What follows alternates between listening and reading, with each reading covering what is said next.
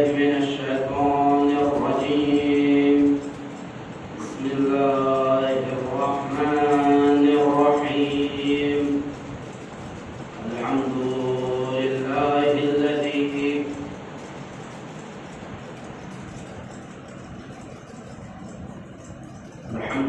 لله الذي هدانا لهذا وما كنا لنهتدي لولا أن هدانا الله. لقد جاءت رسول ربنا بالحق. أما بعد فقد قال رسول الله صلى الله عليه وآله وسلم: إني تارك فيكم الثقلين كتاب الله وعترة أهل بيتي ما إن تمسكتم بهما لن تضلوا بعدي أبدا. صلوات محمد وعلى محمد.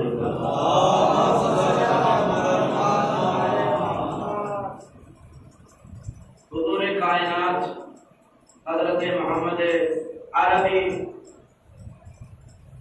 তিনি তার শেষ সময় উম্মতে মুসলিমার সামনে একটি হাদিস বয়ান করছে कि इन्नी तारिकुन फिकुम अस्सकलाइन, আমি দুটো খুব গুরুত্বপূর্ণ জিনিস তোমাদের মাঝে ছেড়ে যাচ্ছি। সাকালাইন, দেখুন সাকালাইনকে আপনারা যদি ভালোভাবে মন দিয়ে না বোঝেন, পুরো মজলিস আপনি শুনবেন, কিছু বুঝতে পারবেন না।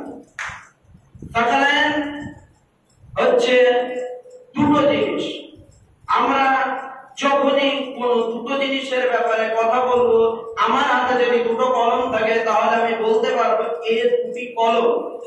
আমার হাতে যদি একটি কলম একটি পেন্সিল থাকে তাহলে আমি কখনো বলতে পারবো না যে দুটি কলম বা এই দুটি পেন্সিল। কারণ দুটো জিনিস যখন একই রকম হবে তখনই আমরা বলতে পারবো এই দুটি জিনিস। যদি দুটি পুরুষ মানুষ যায় আমরা বলতে পারবো দুটি পুরুষ মানুষ যাচ্ছে। যদি একটি পুরুষ একটি মহিলা যায় তাহলে আমরা কখনো বলতে পারবো না যে দুটি পুরুষ যাচ্ছে বা দুটো মহিলা যাচ্ছে। কারণ যখনই দুটো জিনিস এক হবে আমরা দুটি জিনিস বলতে পারবো। আরবি ভাষায় আমাদের বাংলা ভাষায় কি আছে না, এক বচন বহু বচন, একজন মানুষ অনেকজন মানুষ। কিন্তু আরবি ভাষায় তিনটে জিনিস আছে, একজন মানুষ, দুজন মানুষ, বহুজন মানুষ। দুজন মানুষ ওই সময় বলা যাবে যখন দুটি মানুষ থাকবে, তাদের ভিতরে সিফাত একরকম থাকবে, তাদের বৈশিষ্ট্য একরকম থাকবে। যদি দুটো মানুষের বৈশিষ্ট্য আলাদা আলাদা হয় তখন আরবি ভাষায় সেই দুটো মানুষকে দুবচন বানানো যায় না। সালাওয়াত পড়ুন মুহাম্মদ ওয়া আলে মুহাম্মাদের উপর। ওরকম নবী করিম কি বলছে যে আমি দুটি গুরুত্বপূর্ণ জিনিস ছেড়ে যাচ্ছি, না কোথায় ছেড়ে যাচ্ছি? উম্মতে মুসলিমার কাছে দুটি গুরুত্বপূর্ণ জিনিস। তাহলে আমাদের বুঝতে হবে যে এই দুটি গুরুত্বপূর্ণ যে জিনিস আছে দুটোর মধ্যে বৈশিষ্ট্য একরকম হওয়া উচিত। যদি দুটোর বৈশিষ্ট্য আলাদা আলাদা হয়ে থাকে তাহলে নবী যে দুটি জিনিসের কথা বলছিল এই দুটি সে জিনিস না। তো রাসূলের কথা কি দুটি জিনিস ছেড়ে যাচ্ছে? একটি হচ্ছে আহলে বাইত, দ্বিতীয়টি হচ্ছে ইতরাতে আহলে বাইত।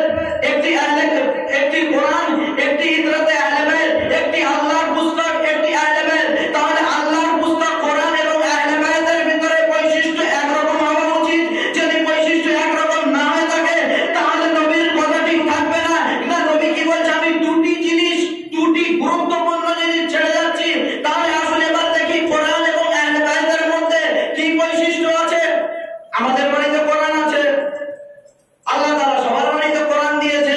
যে নিজেকে মুসলমান বলে তার বাড়িতে কোরআন আছে। আপনাদের আলাদা মসজিদে সব জায়গায় কোরআন আছে। এখানে একটি মানুষ, আমার এখানে একটি কোরআন রাখা আছে।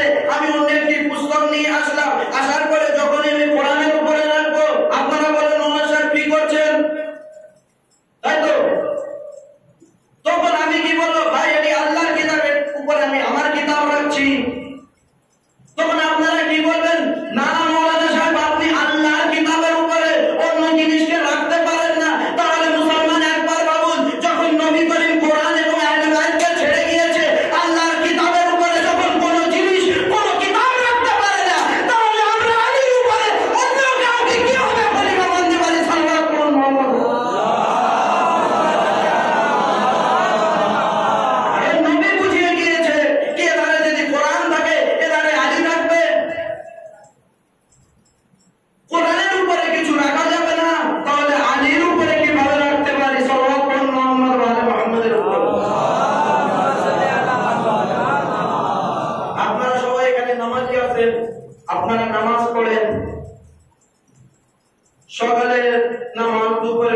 নামাজ, সন্ধ্যার নামাজ, আমরা প্রতিটি নামাজে কোরআনের সূরাকে পড়ি কি পড়ি না?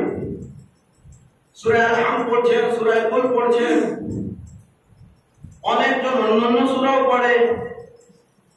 আমার একটি কথার উত্তর দেবেন, আমরা নিজের জীবনে অনেক কর্ম এমন হয়ে থাকে যে কর্মগুলি আমরা প্রতিদিন করে থাকি, করতে করতে করতে করতে এক সময় এমন হয়ে যায় সেই কর্ম আমাদেরকে খারাপ লাগে। মানুষের একটি ব্রেনের জাহনি তরফ থেকে মানুষ ভাবে না অনেক দিন ধরে এই কাজ করছে, আর ভালো লাগে না। বেশিরভাগ আমাদের যারা চাষি ভাই আছে তাদের মুখে বেশি শুনতে পাবেন যে অনেক দিন ধরে চাষবাস করছে, আর ভালো লাগে না। তো বোঝা যাচ্ছে একটা জিনিসকে আপনি যখন বারবার বারবার রিপিট করবেন সেই জিনিসটি আপনার জন্য খারাপ লাগবে। কিন্তু আপনি কি কখনো দেখেছেন যে আপনি সেই যখন ছোটবেলা থেকে আজ পর্যন্ত প্রতিদিন সূরা আল-হামদকে পড়ছেন, আপনি সূরা আল-হাম আজ পড়ছেন, কাল পড়বেন, তারপরে পড়বেন, প্রতিদিনই পড়বেন, আপনি যতবারই সূরা আল-হামকে পড়বেন আপনাকে খারাপ লাগবে না। কারণ কেন? সেটি হচ্ছে আল্লাহর কালাম আছে, এই জন্য খারাপ লাগবে না। আজ মুসলমান আমাদের থেকে প্রশ্ন করে যে তোমরা সবসময় ইয়ালি ইয়ালি কেন করে থাকো? আমরা বলতেছিলাম জিকিরে কোরআন যদি আমরা প্রতিদিন করে থাকি আমাদের খারাপ লাগে না। ওরকম কোরআনের সমতুল্য আলী আছে যার নাম প্রতিদিন দিলেও আমাদের খারাপ লাগে না। সাল্লাল্লাহু মুহাম্মদ ওয়া আলা মুহাম্মাদের উপর। তাহলে বুঝতে হবে, কারণ নবী দুটো জিনিস যে ছেড়ে গিয়েছে দুটোর ভিতরে বৈশিষ্ট্য একই হওয়া উচিত। কোরআন কি আল্লাহ তাআলা নবী মুহাম্মদকে কেন দিয়েছে? আমরা এটি জানি যে আল্লাহ তাআলা নবী মুহাম্মদকে কোরআন মুজিজা হিসেবে দিয়েছে। মুজিজা কিসের জন্য দেওয়া হয়? মুজিজা হচ্ছে সাধারণ শক্তির থেকে আগে গিয়ে এমন কোন কর্ম করা, সেই কর্ম সাধারণ মানুষ যেন না করতে পারে, তাকে বলা হয় মুজিজা। আপনারা জনাবে মুসার নাম শুনেছেন। জনাবে মুসার কাছে একটি লাঠি ছিল। তো খোদাবন্দে আলম জনাবে মুসাকে লাঠি কেন দিয়েছিল? লাঠি বাদে অন্য তো মুজিজা দিতে পারত। খোদাবন্দে আলম জনাবে মুসাকে লাঠি এই জন্য দিয়েছিল, ওই সময় পুরো দুনিয়াতে যেখানে জনাবে মুসা এসেছিল সেখানে জাদুকররা নিজেদেরকে খুব বড় মনে করত। এই জন্য খোদা মুজিজার তরফে জনাবে মুসাকে একটি লাঠি দিল। সাল্লাল্লাহু আলাইহি মুহাম্মদ ওয়া আলা মুহাম্মাদ, যাতে জনাবে মুসা প্রতিটি মানুষকে যারা জাদুকর আছে তাদের বিরোধিতা করতে পারে। জনাবে ঈসার জামানায় জনাবে ঈসাকে আল্লাহ তাআলা লাঠি দেয়নি। জনাবে ঈসাকে আল্লাহ তাআলা এমন মুজিজা দিয়েছিল যে জনাবে ঈসা যদি কোনো অন্ধ ব্যক্তির চোখে হাত রাখতো তার চোখ ঠিক হয়ে যেত। যদি কোনো ব্যক্তির হাত খারাপ থাকতো তার হাতে হাত রাখতো, হাত ভালো হয়ে যেত। তো জনাবে মুসাকে অন্য মুজিজা, জনাবে ঈসাকে অন্য মুজিজা, প্রতিটি আম্বিয়াকে আলাদা আলাদা মুজিজা দেওয়ার কারণ এটি যে সেই জামানায় সবথেকে শক্তিশালী যে জিনিসটি হবে খোদাবন্দে আলম তার নবীকে সেই জিনিসটি দান করবে মুজিজা হিসেবে। যখন হযরতে মুহাম্মদের জামানা ছিল তখন ফাসাহাত এবং বালাগাত ছিল। তো রাসূল খোদাকে আল্লাহ তাআলা কি দিল না কোরআন নামে এমন একটি ফাসাহাত এবং বালাগাত দিল। সেই সময় কাবার উপরে মানুষ কবিতা লিখে লাগিয়ে দিত না। কিসের জন্য লাগাতো? তারা এটি প্রমাণ করতো যে আমার মতো কবিতা কেউ লিখতে পারে। তো সেই সময় নবীকে খোদাবন্দে আলম কোরআন দিল, যার উত্তর সেই জামানার লোক নিয়ে আসতে পারল না। তো নবী করিম দুটো জিনিস ছেড়ে গিয়েছে, একটি কোরআন, একটি আহলে বায়াত।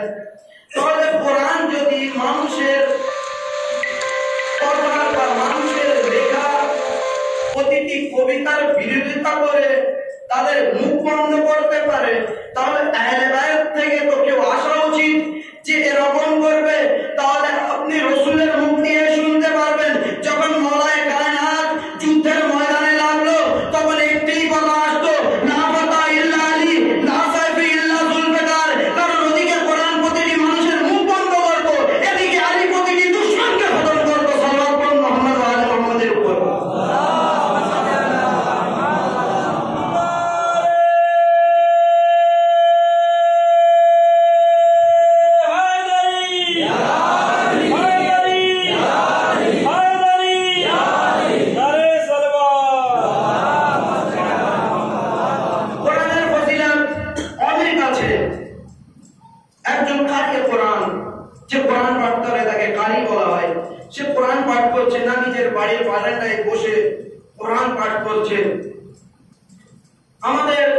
ষষ্ঠ ইমাম জাফর সাদিক আলাইহিস সালাম তানার বাড়ির সামনে দিয়ে যাচ্ছে। যখন দেখলো সে খেলাধ করছে, তো জানাবে সাদিক তানার কাছে গেল, যাওয়ার পরে জিজ্ঞাসা করছে, কারিয়ে কোরআন, তুই কি কোরআন তেলাওয়াত করছিস? তো বলছে, হ্যাঁ ইমাম, আমি কোরআন তেলাওয়াত করছি। তো বলছে, তুই না কোরআন আছে না কিছু আছে, আন্দাজে তেলাওয়াত করছিস? বলে, হ্যাঁ ইমাম, আমাকে কোরআন মুখস্থ আছে। তো তখন ষষ্ঠ ইমাম কি বলছে, কেন তুই আমার নানার হাদিস শুনিসনি? সে বলল, কি ইমাম, আমি তো শুনিনি। তো ছোট ইমাম কি বলছে সে ব্যক্তিকে, আমার নানা রাসূলের কথা বলেছে যে কোরআন পড়বে তাকে কোরআন খুলে পড়া উচিত, কারণ কোরআন পড়লে সওয়াব, কোরআন দেখলে সওয়াব, কোরআনকে ধরলে সওয়াব, কোরআনকে শুনলে সওয়াব। তাহলে তুই এতগুলো সওয়াব থেকে কেন মাহরুম থাকবি? সবথেকে ভালো তুই কোরআন নিয়ে আয়, কোরআনকে খোল, খুলে হাত দিয়ে পড়, যাতে তোর কোরআন পড়ার সওয়াব, কোরআন জোরে পড় যাতে তোর কান পর্যন্ত পৌঁছায়, কোরআন শোনা সওয়াব, কোরআনে হাত দিয়ে পড় যেন কোরআনের হাত দেওয়ার যে সওয়াব আছে, টাচ করার যে সওয়াব আছে, সেটিও তুই পাস। তাহলে আমি আপনার একবার বলবো, এদিকে কোরআনকে দেখা সওয়াব, কোরআনকে পড়া সওয়াব, তাহলে আহলে বাইতেও তো কিছু থাকা উচিত। তাহলে নবী নিজের মুখ দিয়ে কি বলছে, জিকরে আলিউল ইবাদা, আলীর নাম নেওয়া, আলীর জিকির করা ইবাদত আছে, ওয়াজুন নাজর ওয়াজহি আলী ইবনে আবি তালিব ইবাদত, আলীর চেহারার দিকেও দেখা ইবাদত আছে। সাল্লাল্লাহু আলাইহি মুহাম্মদ। কোরআন দেখলে সওয়াব, আলীর চেহারা দেখলে সওয়াব, কোরআন পড়লে সওয়াব, আলীর জিকির করলে সওয়াব। কারণ নবী দুটো জিনিস ছেড়ে গিয়েছে, সাকালাইন দুটো জিনিস। তাহলে দুটোর মধ্যে এমন বৈশিষ্ট্য থাকা উচিত, যেটি এদিকে থাকবে সেটি ওদিকে থাকবে। কোরআন প্রতিটি বাড়ি পড়া হয়, যে বাড়িতে কোরআন পড়া হয়, খোদাবন্দে আলম নিজের রাসূলকে বলছে, হে রাসূল, যে বাড়িতে কোরআন পাঠ করা হয় সেই বাড়ি এত উজ্জ্বল হয়, তাতে এত রোশনি হয়, আমরা যখন রাতের বেলা বাইরে বার হই, আকাশের দিকে দেখি, তখন তারা দেখতে পাই। প্রতিটি তারা জ্বলে, তার ভিতরে কিছু কিছু তারা আছে সেগুলো বেশি জ্বলে, যাদের জ্যোতি বেশি। আমাদের নজর কিন্তু প্রতিটি তারার উপর দিয়ে ঘুরতে ঘুরতে ঘুরতে ঘুরতে যে তারার জ্যোতি বেশি থাকে সেখানে গিয়ে আটকে যায়। তো খোদাবন্দে আলম বলছে, যেরকম জমিনের লোক আসমানের দিকে যে তারা বেশি জ্বলে তাকে তার উপরে গিয়ে চোখ আটকে যায়, অনুপ আসমানের যে ফেরেশতারা আছে তারা যখন জমিনের দিকে দেখে যে বাড়িতে কোরআন পড়া হয় সেই বাড়িতে গিয়ে তার চোখ আটকে যায় না। কিসের জন্য? সেই বাড়িতে এত উজ্জ্বল হয়ে থাকে, এত নূর থাকে। সাল্লাল্লাহু আলাইহি মুহাম্মদ ওয়া আলি মুহাম্মাদের উপর। তাহলে যে বাড়িতে কোরআন পাঠ করা হয় সে বাড়ির রোশনি, সেই বাড়িতে উজ্জ্বলতা এমন আছে যে যারা আসমানে আছে তাদের চোখ আটকে যায়। তাহলে আহলে বাইত তো এমন থাকা উচিত যে আহলে আসমান যখন দেখবে তখন কি বুঝবে না? আপনি সবাই হাদিসের কথা শুনেছেন না, হাদিসের কথা পড়েছেন, হাদিসের কথার একটি ফিকরা আছে, যখন তার দেশের নিচে 5 জন 5 জন এক জায়গায় হলো, তখন জিবরাইলের মতন অত বড় ফেরেশতা সে কি বলছে, খোদাবন্দে আলম মান তাহতাল কাসায়ে তাহতে কেসকে চাদরের নিচে কারা আছে, এত নূর কিসের আছে?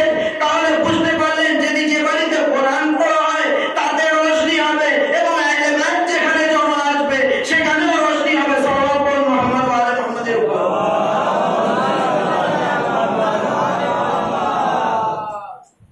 তো আহলে বাইত যখন সেই চাদরের নিচে গেল, যাওয়ার পর এত নূর, খুদ জিবরাইল, কেন জিবরাইল রাসূলের কথাকে চিনত না, জিবরাইল ফারমানুল্লাহকে চিনত না, জিবরাইল হাসনাইনকে চিনত না, জিবরাইল ওয়ালাই কায়নাতকে চিনত না, জিবরাইল সবাইকে চিনত, কিন্তু জিবরাইল 5টা নূর একসাথে কখনো দেখেনি।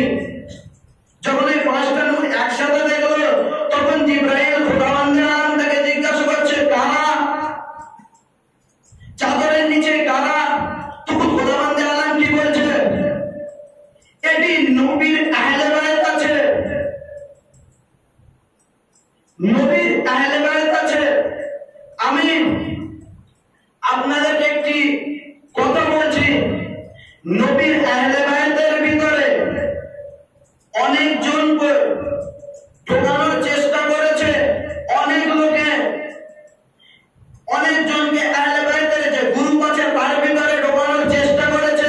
কিন্তু যখন আপনি হাদিসে কাসা পড়বেন, জিবরাইলকে আল্লাহ তাআলা কি বলছে, এটি আহলে বায়াত আছে, তার আগের ফিতরাতে যখন দেখবেন না রাসূলের কথা যখন ওই পাঁচজনকে নিয়ে সেই চাদরের নিচে ছিল, তখন রাসূলের কথা কি বলছে, নিজের হাত দুটো তুলে তুলে বলছে, এ খোদাবন্দে আলম, এটি আমার আহলে বায়াত আছে।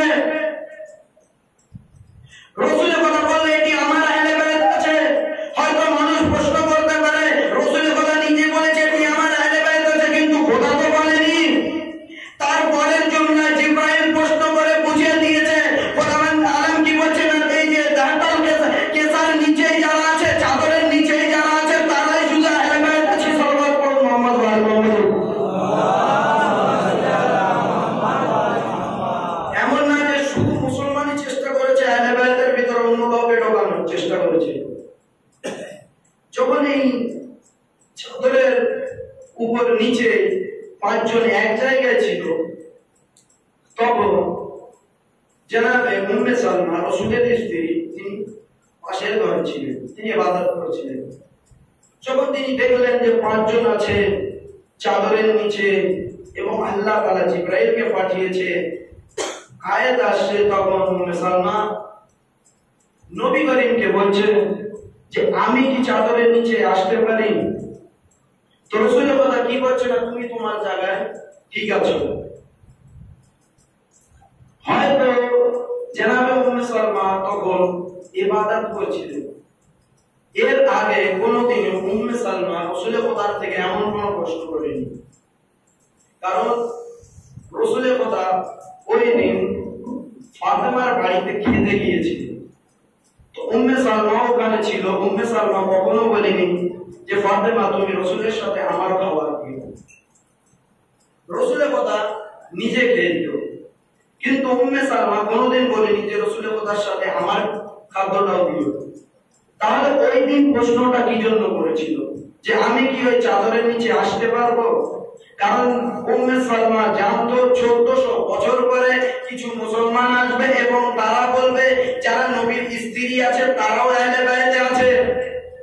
ওই জন্য উম্মে সালমা প্রশ্ন করে বুঝিয়ে দিয়েছে যে স্ত্রী অন্য জায়গায় থাকবে, নবীর আহলে বায়াত অন্য আছে। সাল্লাল্লাহু আলাইহি মুহাম্মদ ওয়া আলি মুহাম্মাদের।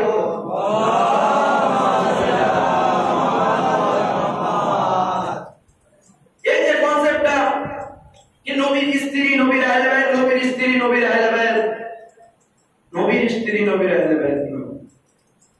কারণ জনাবে নূর ব্যাপারে যখন আল্লাহ তাআলা কোরআনে জিকির করছে, আমার স্ত্রী যদি আমার আহলে বায়াত না হয়, আমার সন্তান তো আমার আহলে বায়াত হবে, আমার যে সন্তান হবে সে তো আমার আহলে বায়াত হবে, আমার ঘরের লোক হবে। কিন্তু যখন জানাবে নূর সামনে, জানাবে নূর আল্লাহর সামনে দোয়া করলো, কে আল্লাহ আমার ছেলে ডুবে যাচ্ছে, ও আমার আহলে বায়াত আছে, আমার বাড়ির লোক আছে, ও তো ডুবে যাচ্ছে, তখন আল্লাহ কি বললো, এ নূর ওর তোর সন্তান ঠিকই আছে কিন্তু তোর আহলে বায়াত না। যখন নূর সন্তান নূর আহলে বায়াত হচ্ছে না, তাহলে রাসূলের স্ত্রী কোথা থেকে রাসূলের আহলে বায়াত হবে? সাল্লাল্লাহু আলাইহি মুহাম্মদ ওয়া আলি মুহাম্মাদের উপর। কারণ আহলে বায়াত আলাদা জিনিস, আহলে বায়াতের মর্যাদা আলাদা আছে। তো রাসূলের কথা কি বলেছে হাদিসে, আমি দুটো জিনিস ছেড়ে যাচ্ছি, একটি হচ্ছে আহলে বায়াত, আরেকটি হচ্ছে কোরআন। তা আহলে বায়াত এবং কোরআনের ভিতরে তো কিছু বৈশিষ্ট্য এক থাকা উচিত। কোরআনের ব্যাপারে প্রতিটি মানুষ যখন কোরআন পড়বে, কোরআন খুললে আলিফ লাম মিম যালিকাল কিতাবু লা রাইবা ফীহ পড়েছেন তো?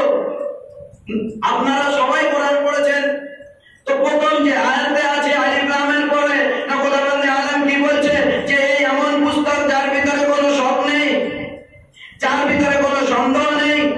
তাহলে আহলে বায়াতে এমন থাকা উচিত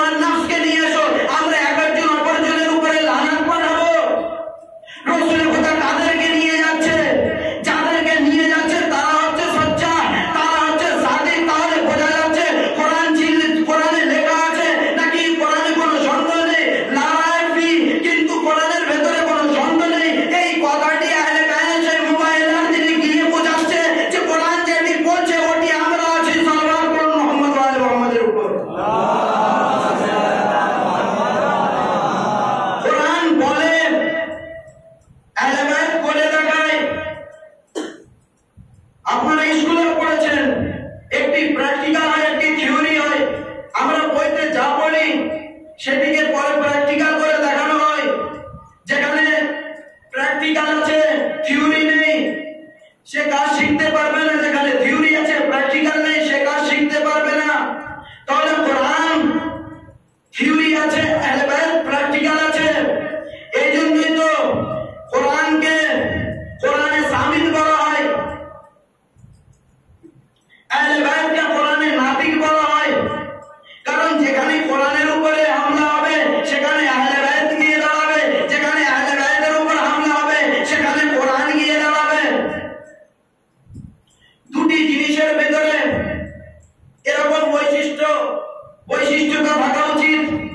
যদি কোরআনের ভিতরে কোনো সন্দেহ না থাকে তাহলে আহলে বাইতের ভিতরেও কোনো সন্দেহ থাকা উচিত না। কোরআন 1400 বছর আগে এসেছিল, কিন্তু কোরআন আজ পর্যন্ত আছে। আপনি কি বলতে পারবেন যে 1400 বছর আগে কোরআন এসেছিল, কোরআন পুরনো হয়ে গিয়েছে, কোরআন আমাদের হেদায়েতের জন্য নেই? আপনি কি বলতে পারবেন? কোন মুসলমানের ভিতরে ক্ষমতা নেই সে বলবে যে কোরআন পুরনো হয়ে গিয়েছে, কোরআন থেকে আমরা হেদায়েত নিতে পারি না। আজ পর্যন্ত কোরআন বাকি আছে, আছে কি নেই? আমাদের বাড়িতে কোরআন আছে। যদি আজ পর্যন্ত কোরআন বাকি থাকে, আমাদের বাড়িতে থাকে, তাহলে আহলে বাইতের তো কারোর থাকা উচিত। আজ যে মানুষ এতেরাজ করে ইমামে জামানে এতদিন কিভাবে আছে, ভাই 1400 বছর ধরে যদি কোরআন থাকতে পারে তাহলে 1400 বছর ধরে আহলে বাইত কেন থাকতে পারবে না? সাল্লাল্লাহু আলাইহি মুহাম্মদ ওয়া আলি মুহাম্মাদের উপর।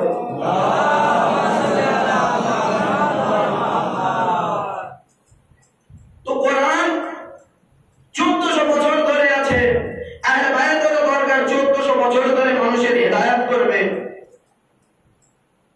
এক স্টেপ আগে চলুন, কোরআনের ব্যাপারে খোদাবন্দে আলম কি বলছে? প্রতিটি তরল এবং জটিল জিনিসকে আমি কোরআনের ভিতরে জিকির করে দিয়েছি। কোরআন তাতে প্রতিটি জিনিসের ব্যাপারে খোদাবন্দে আলম বলে রেখেছে। তাহলে আহলে বাইতের জন্য তো এমন কিছু আসা উচিত যার থেকে আমরা বুঝতে পারবো যে খোদাবন্দে আলম আহলে বাইতের এরকম কোন বৈশিষ্ট্য দিয়েছে, এরকম কোন সিফাত দিয়েছে। তো খোদাবন্দে আলম কি বলছে? কুল্লু শাইইন আহসানাহু ফি ইমামিন মুবিন, আমি সমস্ত জিনিসকে ইমামে মুবিনের ভিতরে পাঠিয়ে দিয়েছি। সাল্লাল্লাহু আলাইহি মুহাম্মদ ওয়া আলি মুহাম্মাদের উপর। কোরআন মানুষকে রিজক দেয়, খাদ্য দেয়। কোরআন যে খাদ্যটি দেয় সেটি আমাদের দেহের খাদ্য না, সেটি হচ্ছে ঈমানের খাদ্য। আপনি কোরআন পড়বেন, আপনার ঈমান মজবুত হবে। কোরআনের পড়বেন, ঈমান মজবুত হবে। যদি আপনার ভরসা কোরআনের উপরে না থাকে তাহলে আপনার ঈমান মজবুত হবে না। আপনি বলুন, যদি কোনো মুসলমান বলে আমি কোরআনকে মানি না, তাহলে তার ঈমান মুকাম্মাল আছে? তার ঈমান কি পরিপূর্ণ আছে? নেই। তাহলে কোরআনকে অমান্যকারীর যদি ঈমান মুকাম্মাল না হয়ে থাকে তাহলে আহলে বাইতের অমান্যকারীর ঈমান তো না মুকাম্মাল থাকা উচিত। তো রাসূল খোদা কি বলছে? হুব্বু আলিউল ঈমান, আলীর মহব্বতে ঈমান আছে। সাল্লাল্লাহু আলাইহি মুহাম্মদ ওয়া আলি মুহাম্মাদের উপর। কোরআন একটি আয়াত আছে, সেখানে খোদাবন্দে আলম কি বলছে? নাহনু নাযালনা যিকরা, আমি এই কোরআনকে নাযিল করেছি এবং এই কোরআনকে হেফাজত আমি করব। তাহলে যদি খোদাবন্দে আলম কোরআনকে নাযিল করে থাকে, কোরআন যদি খোদার তরফ থেকে নাযিল হয়, তাহলে আহলে বাইত তো খোদার তরফ থেকেই আসা উচিত। এই জন্য খোদাবন্দে আলম তার বইয়ের ভিতরে কোরআনের ভিতরে কি বলছে? ইন্নী জাইলুন খলিফা, আমি খলিফা পাঠাই। এই খলিফা মানুষ বানালে হয় না, খোদার তরফ থেকে আসা উচিত। সাল্লাল্লাহু আলাইহি মুহাম্মদ ওয়া আলি মুহাম্মাদের উপর।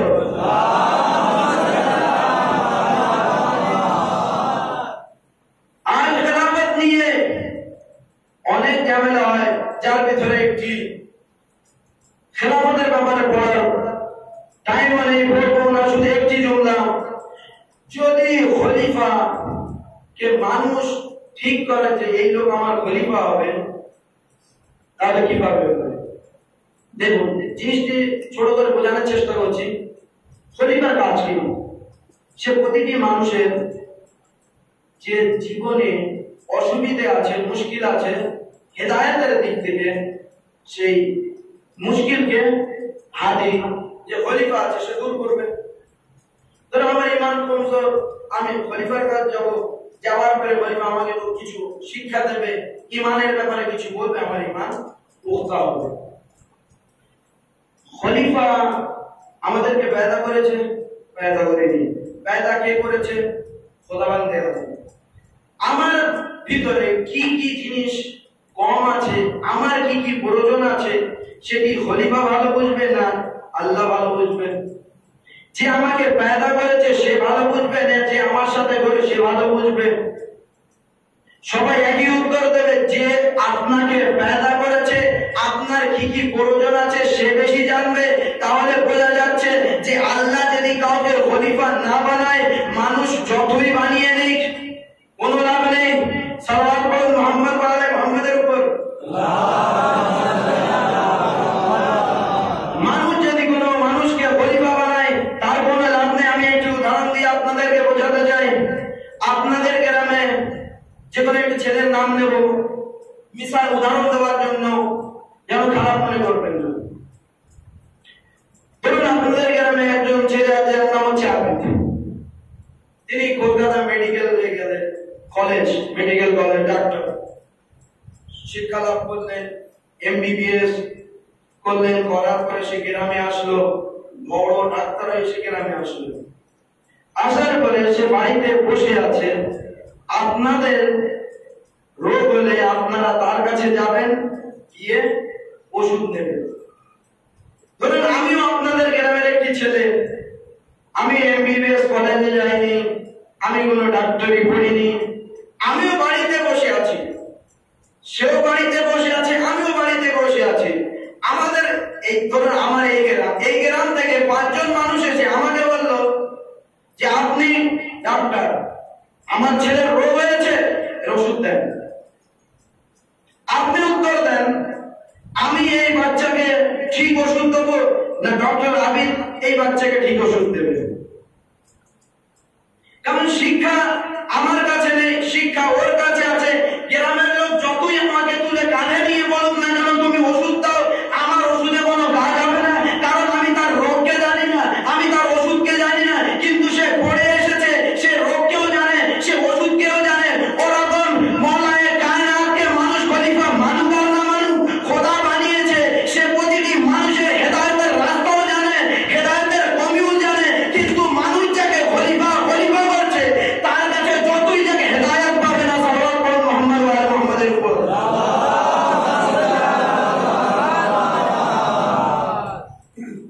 তো বোঝা গেল যদি কোরআন এবং আহলে বায়াত দুটো জিনিসকে ছেড়ে গিয়েছেন, আপনি যদি শুধু আহলে বায়াতকে ধরেন আপনি নেজাতে যেতে পারবেন না, আপনি যদি শুধু কোরআনকে ধরেন আপনি নেজাতে যেতে পারবেন না। কারণ রাসূল বলে এই হাদিসকে আগে বাড়িয়ে বলেছে যে এই দুটি জিনিস আলাদা হবে না, এই দুটি জিনিস একসাথে হযে কাউসারে আমার কাছে আসবে। এটা শুধু মুখের কথা নয়। আপনি ভাবছেন হযে কাউসার পর্যন্ত এই দুটো জিনিস আলাদা হবে না, মানে আপনাকে হযে কাউসার পর্যন্ত পৌঁছানোর জন্য এই দুটি জিনিসকে ধরে রাখতে হবে। সাল্লাল্লাহু আলাইহি মুহাম্মদ ওয়া আলি মুহাম্মাদ। তো আরেকটি বৈশিষ্ট্য বয়ান করব। কোরআনে মাজিদে একটি আয়াত আছে, লা ইয়ামাসসুহু ইল্লাল মুতাহহারুন। আপনারা পড়েছেন,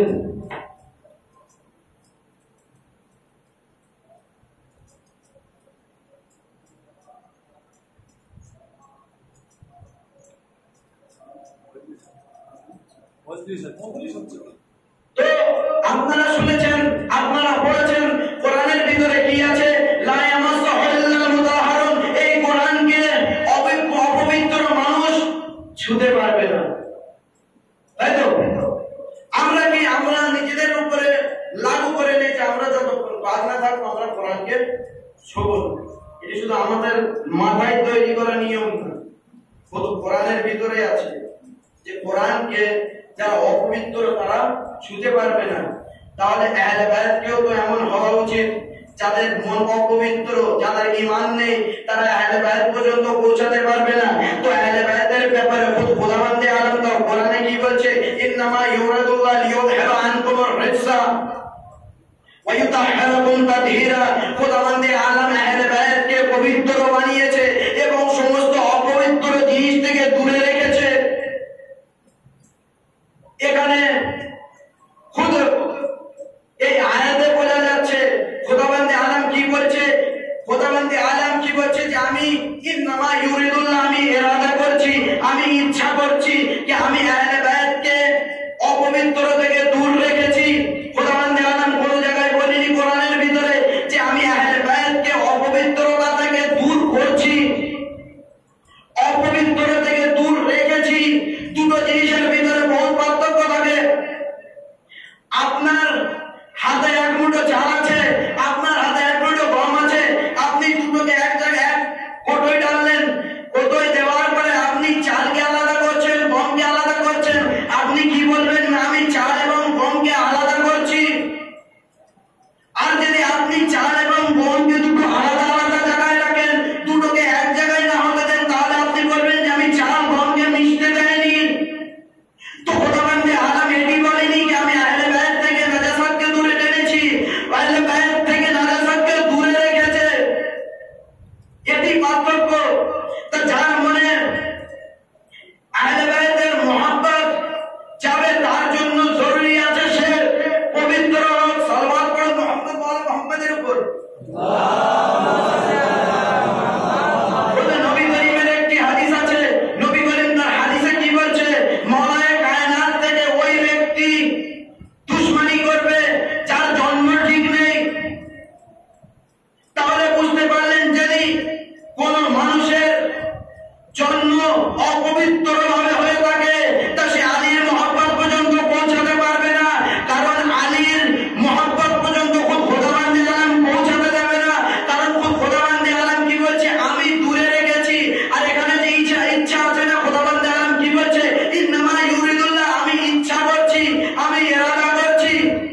খোদাবন্দের ইরাদা এমন না আমরা কি ইরাদা করি, ইচ্ছা করি, আমরা মনে ভাবছি, আমি মনে মনে ভাবছি যে আমি মাইকে তো ভাবার পর আমি হাত দিই। আপনি ইরাদা করেন যে আপনি এখান থেকে মজলিসের পরে বাড়ি যাবেন, আপনি বারণ তারপরে বাড়ি যাবেন, আপনি প্রথম আপনার মাথায় ভেবে নেন। খোদাবন্দে আলম যে ভাবনা চিন্তা এরকম। খোদাবন্দে আলম কি বলছে? কুন ফায়াকুন, হয়ে গেছে। খোদাবন্দে আলমের ভাবনা চিন্তা এমনই, হয়ে গেছে। খোদাবন্দে আলমের জন্য এমন কোন দরকার নেই যে সে ইরাদা করবে তারপরে গিয়ে সেই কাজটি হবে। তার ইরাদা তৈরি হবে, এদিকে সেই কাজটিও সম্পূর্ণ হবে। তো খোদাবন্দে আলম এই যে বৈশিষ্ট্যটা আছে না কি হয়ে যা, এটি মানুষের ভিতরেও দিয়েছে যাতে মানুষ পরে বুঝতে পারে যে কুন ফায়াকুন, হয়ে যাওয়ার মধ্যে কি। আমরা যখন কোন জিনিসের দিকে দেখি আমাদের মনে মনে ভাবতে হয় না যে আমি ওই জিনিসের দিকে দেখবো। যখনই ভাবনা চলে আসে চোখ চলে যায়। চোখকে বলতে হয় না যে আমি ওই জিনিসটি দেখবো, এবার চোখ ঘুরে সেই জিনিসের দিকে যাচ্ছে। কিন্তু হাতকে বলতে হয়, যখন আপনি ব্রেনে ভাববেন না, ভাবার পরে আপনার হাতকে ইন্টারঅ্যাকশন দেওয়ার পরে আপনার হাত সেই জায়গা পর্যন্ত যাবে। কিন্তু আপনার চোখ, আপনি ভাববেন আপনার চোখ চলে যাবে। তো খোদাবন্দে আলম নিজের সিফাতের থেকে কিছু ইনসানের ভিতরে, মানুষের ভিতরে দিয়ে রেখেছে যাতে মানুষ এই জিনিসটি বুঝতে পারে। তাহলে বোঝা যাচ্ছে আল্লাহর ইরাদা কেমন আছে। সেই আল্লাহ ইরাদা করছে যে আহলে বায়াতকে অপবিত্র থেকে দূরে রাখবে। সালাওয়াত পড়ুন মুহাম্মদ ওয়া আলি মুহাম্মাদের উপর। তো এদিকে আহলে বায়াত আছে, এদিকে কোরআন আছে। দুটো জিনিস কোনদিন আলাদা হবে না। আপনারা দেখবেন কোরআনের আয়াত পরে আসে, আহলে বায়াত সেই কাজটি আগে করে।